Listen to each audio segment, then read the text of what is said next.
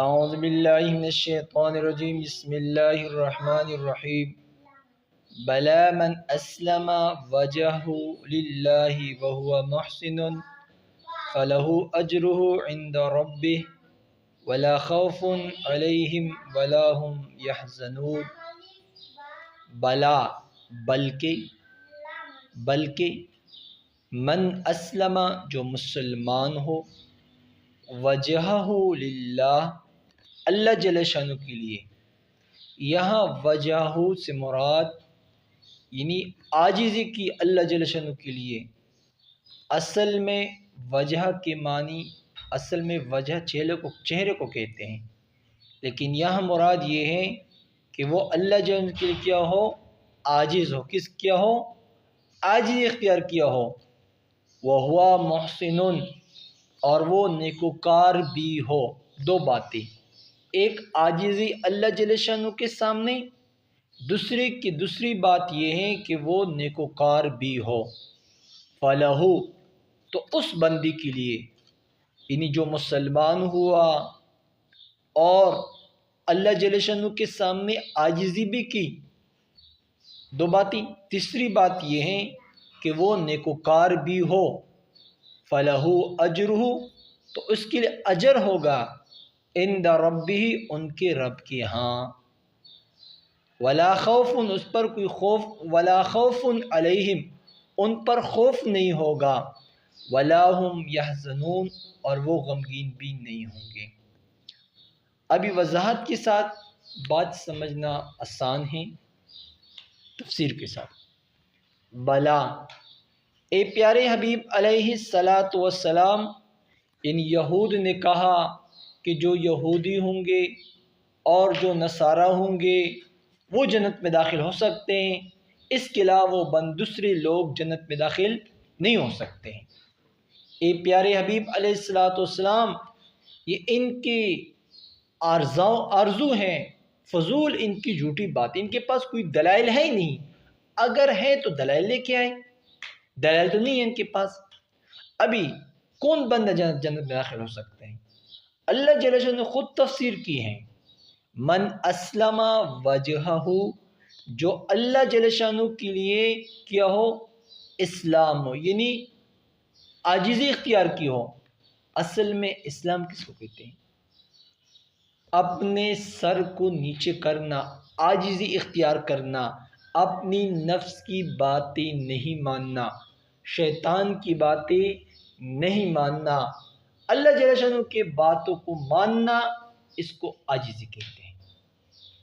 ایک بات ہو گئی۔ ابھی وَهُوَ مُحْسِنٌ، اور وہ نیکوکار بھی ہو۔ نیکوکار سے مراد یہاں سنت کے مطابق ایک بندہ ہے، کہہ رہے کہ میں بہت عاجز ہوں، آپ اس کو کہہ دو کہ آ جائیں، یہ میرے ساتھ صوفے میں بیٹھ جائے، بغیر نہیں، میں صوفے میں نہیں بیٹھتا ہوں، میں یہاں وہ اتحیات کی شکل میں تمہارے سامنے بیٹھ گیا، صحیح ہے، ہم مانتے اس نے عاجزی اختیار کر لی۔ لیکن جو ہی اذان ہوئی، حی علی الصلاح حی علی الفلاح، مؤذن نے اذان دی، سارا مجمع، جتنے لوگ صوفے میں بیٹھے تھے وہ مسجد کی طرف چلے گئے، اور یہ جو نیچے بیٹھا تھا تحیات کی شکل میں، یہ مسجد نہیں گیا، حتیٰ کہ اس نے نماز بھی نہیں پڑھی۔ پھر ابھی میرا سوال یہ ہے، آپ سے میرا سوال یہ ہے، جو صوفے پہ بیٹھے جنت میں مسجد کی طرف گئے وہ جنت میں داخل ہوں گے، یا جس نے نماز نہیں پڑھی وہ جنت میں داخل ہوں گے؟ کون جنت میں داخل ہوگا؟ جس نے نماز پڑھی وہ جنت میں داخل ہوگا، اور جس نے نماز نہیں پڑھی وہ جنت میں داخل نہیں ہوگا۔ کیوں؟ عاجز وہ بندے ہیں جو صوفے میں بیٹھ کر مؤذن کی آواز سن کر فوراً نماز کی طرف چلے گئے، یہ صحیح مسلمان یہ لوگ ہیں، اس کو عاجزی کہتے ہیں۔ نیچے اتحیات کی شکل میں صرف بیٹھنے کو عاجزی نہیں کہتے ہیں۔ اور اسی طرح دوسری بات، ایک بندہ ہے وہ تسبیح بھی پہراتا ہے اور داڑھی بھی ہے، سب کچھ ہے، مسجد کی طرف ہر وقت جاتا رہتا ہے، لیکن میراث میں اپنی بہن کو حصہ نہیں دیتا ہے تو یہ کون ہے؟ یہ مسلمان ہو گیا؟ یہ جنت میں داخل ہوگا؟ پھر نہیں، یہ قرآن کی مخالفت کرتا ہے۔ اس طرح ایک بندے بہت صدقات کر لیتے ہیں، سب کچھ کر لیتے ہیں، لیکن سود کے مال پر، رشوت کے مال پر، حرام کے مال پر صدقات کرتا ہے، یہ عاجزی ہے؟ یا یہ بندہ جنت میں داخل ہوگا یا جہنم میں داخل ہوگا؟ جہنم میں۔ سمجھ گئے؟ ابھی عاجزی اس کا نام ہے جو سنت کے مطابق ہو، اس کو عاجزی کہتے ہیں۔ اب اس کے لیے کیا ہمیں دو انعام ملیں گے، فَلَهُ أَجْرُهُ، تو ان کے لیے اجر ہوگا، عند ربی، ان کے رب کے ہاں، رب سے مراد اللہ جل شانہ ہے، ولا خوف علیہم، ان پر خوف بھی نہیں ہوگا، ولا هم يحزنون، غمگین بھی نہیں ہوگی۔ دو باتیں، خوف اور غمگین۔ خوف کس کو کہتے ہیں؟ خوف دل کی درد کو خوف کہتے ہیں۔ مثال کوئی بندہ کسی جگہ پر آیا، اس نے شیر کو دیکھا، اب یہ ڈر پڑا بہت زیادہ، وہ دل کے اندر ڈر لگ گیا کہ یہ میں کیا کروں گا ابھی۔ اس کو کیا کہ اس کو خوف کہتے ہیں۔ غمگین کس کو کہتے ہیں؟ ایک بندہ آ رہا تھا گاڑی میں سب کچھ، وہ آپ جا رہے تھے مری، آپ جا رہے تھے اسلام آباد، آپ جا رہے تھے چکر کے لیے۔ آپ جب چکر کی طرف پہنچ گئے، صحیح اعلیٰ ترین جگہ پہ، 5 اسٹار ہوٹل پہ آپ پہنچ گئے، پھر کیوں ہوا؟ اچھا یہ بات، کاش میرے پاس ایک پرس تھا، مجھ سے گھر میں رہ گیا، کاش میں یہ پرس بھی لے آتا، میرے موبائل بھی، کاش میں موبائل لے آتا، میں یہاں ویڈیو بنا لیتا، کاش۔ تو جنت یہ لوگ جو سنت کے مطابق زندگی گزاریں گے، اس کو خوف بھی نہیں ہوگا، دل کے اندر غمگین بھی نہیں ہوں گے، اور یعنی خوف بھی نہیں ہوگا، غمگین بھی نہیں ہوں گے۔ غم کس کو کہتے ہیں؟ کہ مجھ سے ایک چیز بول گیا، کاش میں یہ کر لیتا۔ تو جنت کے اندر دو انعام ملیں گے، جنت کے اندر دو انعام ملیں گے، جہنم بھی نہیں ہوگا، اور جنت کے اندر جائے گا، یہ خوف بھی نہیں ہوگا۔ اب یہاں اس طرف آتے ہیں کہ جنت میں کس بندے کو خوف نہیں ہوگا، غم کس کو کہتے ہیں؟ ایک بندہ ہے وہ جنت کے اندر گیا، بہت کچھ، سب کچھ کیا، ایک جنتی کو دے گا، ایک جنتی کو اس نے دیکھا، اس کا درجہ بہت بلند تھا، اس کی جگہ وہ بہت خوبصورت تھی۔